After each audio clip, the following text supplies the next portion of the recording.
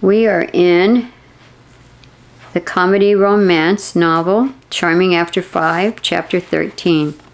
Stacy knows which store she wants to shop at to purchase the perfect dress for their double date. The store is a rare find, and she shops there all the time. They have some amazing clothes, and the prices are very reasonable. She heads straight for the dresses and starts looking around. A few minutes later, who else but Bernie waltzes in through the door. It is close to Joey's bistro, and he's on his way to work anyway, so he drops in to have a look around. He's never been there before, but has heard good things about it. He hopes they have tuxes. Each takes their time trying on clothes. The men and women's dressing rooms are situated back to back. Bernie steps out to look at the big mirrors. When he tries to do a little dance in his tux, he moves out past the mirrors, spins, and stops dead in his tracks when he sees Stacy. She is looking ravishing in a shimmering midnight blue gown that has no give left in the material. She is aware that someone else is there too, and she turns around. "Oh, hello." Stacy is a little embarrassed to find a guy looking at her. "Hi there," Bernie manages. An awkward silence hangs over them. Stacy turns back to the mirror and makes a grimace. "If I may say so, that dress is really nice," Bernie offers. "Well, thank you. I like it, but I wasn't sure if it was right." Stacy feels shy, but really wants to make a good impression on her first date with Bernie and needs someone's opinion. So she thinks, why not ask a stranger? "No, really, I think you have a winner there," Bernie confirms. "And would you mind then giving me your opinion on my outfit?" he asks. "You look very handsome in that. It's a good fit and color for you," Stacy adds. "Thank you. It's important that I make a good first impression when I'm wearing this." He looks at himself from all sides. "I know what you mean. I'm in the same position," Stacy agrees. They both head back to their dressing rooms behind the mirrors. "Thank you again, and good luck with first impressions," Stacy calls out before shutting the door. From the other side of the dressing area, Bernie shouts, "Yeah, thanks, same to you." To himself, he quips, "Man, I sure hope Stacy is as cute as this girl. Maybe I should have asked her for her number in case this other one doesn't work out. No, I kind of got a feeling about this Stacy Babes. I will proceed as planned." At the close of the workday, Quinn heads to Jonathan's office. She is curious to see how they handled her bit of sabotage the other day. She has seen his work and realizes he is very good at his job. Her intent is to still push him out, but why not use some of his expertise to her advantage while she's stuck with him? She might even impress the corporate heads above her, and she's not above letting him do some of the work for her. That is why he was hired after all. However, if corporate thinks she did it all, what would be the harm? She's been doing it all for over a year now and covering for every accountant that she's fired, basically. It's time that she gets a break. She wants a break. She needs a break. Nevertheless, she could not make it be too easy for him or too easy on him. Giving him the right files, but in a condition that require lots of extra time and focus, will help to keep him occupied and cause him to possibly get frustrated and just want to quit himself before she fires him. She arrives and stands boldly in the doorway, waiting for him to acknowledge her. Stacy and Jonathan are very busy trying to wrap things up before they call it a day. They have been warned to avoid any further overtime hours. He is hopeful that some real progress can be made, and he's still frustrated that he has not been able to get the IT installed in a computer program in his office. That is one thing that Miss Herald has been able to stop cold. The IT department will not even talk to him, let alone send someone to his office to check on things and get things started. He keeps getting excuses and delays, one after the other. He has been able to view the program on one of the intern's computers and sees that it is similar to a program he is using to train Stacy on. He sees that his is more efficient and more user-friendly and has high hopes that it will be a success when he's ready to market it one day. Jonathan looks up and realizes Quinn is standing there watching them as they work. He clears his throat so that Stacy is alerted to the visitor. They both look Quinn's way. She smiles. Stacy turns from one to the other. Jonathan, then Quinn, then back again. She does not like the looks being passed between the two. With her back turned to Quinn, she mouths the words, "Not good." Quinn leaves the room without speaking a word. "Please, boss, don't get involved with that woman. I don't want to see you lose your job, or worse, your heart." Stacy is pleading with him. "I'm almost willing to take that risk. On both counts, Babs." Jonathan sighs. "There's just something about her that I'm attracted to, and it seems my job is not secure anyway, so why not take the chance that there might be something there outside the office? I know you think she's warming up to you when you've seen her after work, but I think she's up to no good. Your feelings have put you right where she wants you. It's certain disaster. I think she's scheming again." Stacy's very upset for Jonathan's sake. Jonathan tries to assure her that everything is going to be fine, and he grabs her hand, holding it firmly. Lauren steps in the door of Jonathan's office and sees the two of them holding hands and overhears Jonathan speaking softly to Stacy. "Don't worry, Stacy. It's in my heart. And I know my heart's on the line, and I know my job is too. It's nice to know that you care about me this much. Just let me handle this, okay?" Lauren storms off but knocks over a vase of flowers in her haste to exit. Jonathan and Stacy turn around in their seats, wondering what happened in the hallway. Stacy soon gets a text on her cell. She reads it and gets quite upset. She looks at Jonathan. "What is it, Stacy?" "Well, it seems Lauren can't make it on Saturday. She says she knows already that she's going to be sick." She looked at her cell again. "Wait, there's more. And I'm no longer her friend? She's mad that I'm leading you both on? What? Were you two ever friends? And what does both of us mean? I'm confused." Jonathan shakes his head. "We never have really been friends outside of work, just co-workers mainly." Stacy's confused too. She hands the phone to Jonathan to read the text. He reads it and smiles. Stacy is still very confused by the text from Lauren. "Wait here. I'll be right back," Jonathan tells her. Jonathan passes by Lauren's desk. They both look at one another. If looks could kill, Jonathan thinks. With Lauren's eyes glaring at him, he heads to the break room to get a cup of coffee. Lauren immediately follows him. "I see what's going on here. Stacy has fallen for you and you're encouraging her. What about your friend, and what about me? Don't we matter? You two are a piece of work," Lauren shouts at him. "Miss Reynolds, I must correct you here. You certainly do not know the facts. I can assure you it's not what you suspect. Stacy is just a friend, and she was upset, and I was trying to console her. And I assure you, she's looking forward to this date with my friend." Jonathan tries to explain. "I don't know what your game is, but I don't believe you." Lauren is furious. "And I'm not giving you the pleasure of dumping me first. Our date is off." Lauren storms out of the break room. Jonathan stands there at a loss for words. A cold shiver goes down his spine just thinking he almost had to spend a whole evening and lots of money on that weird woman just for Bernie and Stacy's sake. Thank God, if I were a praying man, this would sure be one giant answered prayer. I don't have to spend one more minute with her ever. Now on to green pastures, or should I say redder pastures. Jonathan makes a decision. "Well, it's now or never. Jonathan, my man, I wonder how Stacy will feel about going on that double date with our favorite accounting vice president." He walks to the elevator. "Time to get that afternoon latte for her. I'll be nice and spring for another one for Stacy this time too."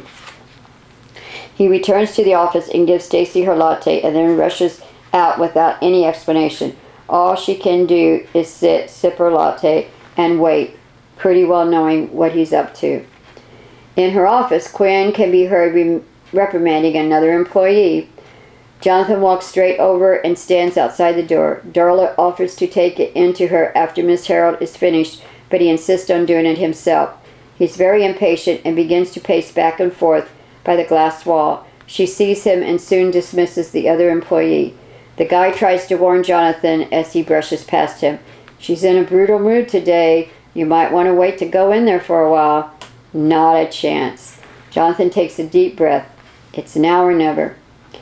He peeks his head inside Quinn's door, holding up the latte like it's a peace offering. Quinn states very harshly, Mr. Waters, what brings you here? I didn't call for you. You're busy, I can tell. He looks at his shaking hand and sets the latte down on her desk. How's your afternoon going? Here's your afternoon latte. Mr. Waters, you do know that I have an assistant who can handle that for me. Sure, I know, Miss Herald.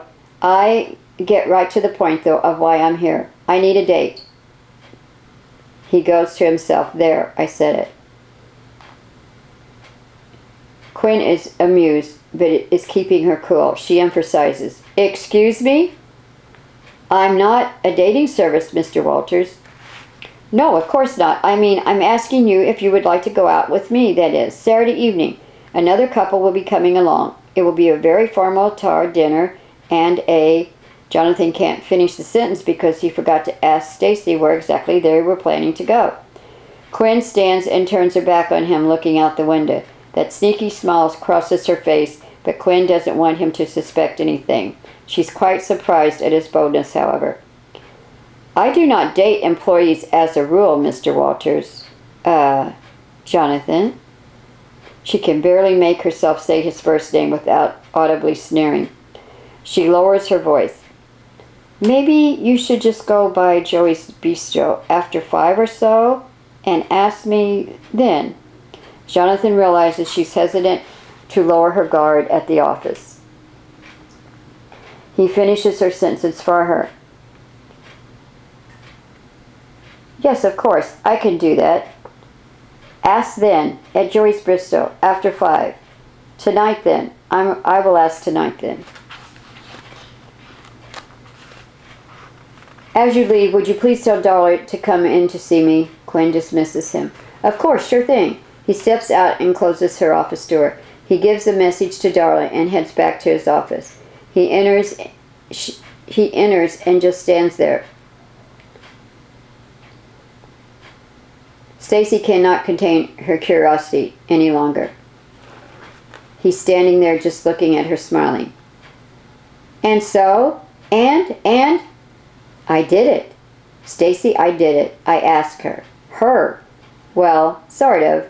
She said she wants me to wait until after 5 at Joey's Bistro to officially ask her out. Wait 1 minute here. Back up. What happened with Lauren? Lauren thinks you have fallen for me and that I'm encouraging you and that we plan to dump her and Bernie and just be with each other. I tried to correct her, but she has her mind made up and has backed out of the date. Totally. Give her time. She'll come around. Not for the date, of course, but she'll be your friend once again soon. Jonathan assures Stacy, knowing that even though they were not great friends, Stacy doesn't like it when someone gets hurt. The realization of who it is that he has asked on a date hit Stacy. So you said you asked someone else out instead, and you're right here in the office. Oh no, you mean Quinn Herald's going out with you? With us? On my double date? Yes. Now I have something to look forward to also. Jonathan's smile is real big. No, she'll run my entire evening. Stacy starts to cry. No, she won't. Jonathan tries to calm her down. Please tell me this isn't happening, Stacy begs. Well, have a blast, you'll see. You pray about it and meditate or something, whatever you do to calm down. Jonathan consoles her. Stacy drops her head into her hands and almost cries.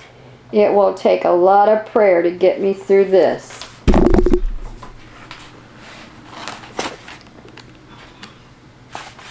Chapter 14. Jonathan can hardly wait for the day to end. After 5 sharp rushes out of the building. After 5, he rushes out of the building like it's on fire. He hurriedly crisscrosses through the cars on the street, ignoring the proper walk signs. A cop blows his whistle at him, but he isn't listening. He runs on ahead. His hope is to get there before she does, sit back with a drink, act cool and collected, and stop shaking so much with excitement or nerves, either way or both. Bernie nods to Jonathan as he enters the restaurant, waves with the spatula in his hand, and uses it to point over to the corner booth. The redhead is already there, sitting alone. Jonathan assumes she is trying to be discreet, but he still wonders how she got there before him. She must have left work early today. He goes up to her, says nothing, just smiles. She smiles back at him and motions for him to sit on the seat opposite her. Okay, here, may I? Jonathan motions. Certainly, Finn agrees.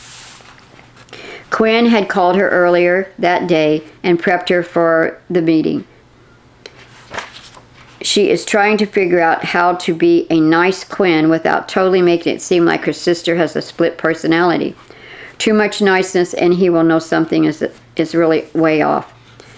How to pull off friendly coolness. That's my dilemma, she thinks to herself. Wanting to break the ice, Jonathan opens with, So, how was the rest of your day? Finn declares, Oh, no office talk, please. Oh, right, I forgot. You really do like to keep things separated. Jonathan mentally slaps himself. I wish I could do that, you know. Once work is over, just let it go.